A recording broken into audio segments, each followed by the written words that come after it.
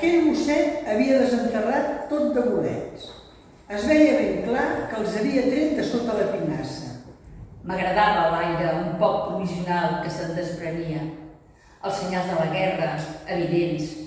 Moltes de les instal·lacions encara per refer. Aquell nen que podria fer moltes coses. Ser gran en tots sentits o viure una existència incòmoda. A Balaguer fan dues festes grosses. L'una per Sant Isidre, que hi ha una fira. Avui dia tota plena d'altaveus i de maquinària.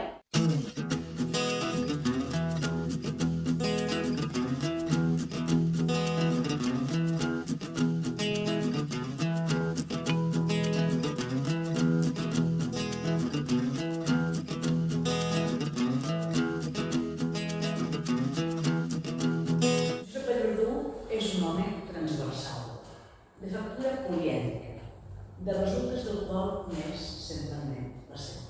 No hi ha cap mena de dubte, veiem a la publicada, que Josep Vallverdú és un dels autors més prolífics de la literatura catalana. Està aquí, no sé qui és, però està aquí, és a la galera. N'he triat 10.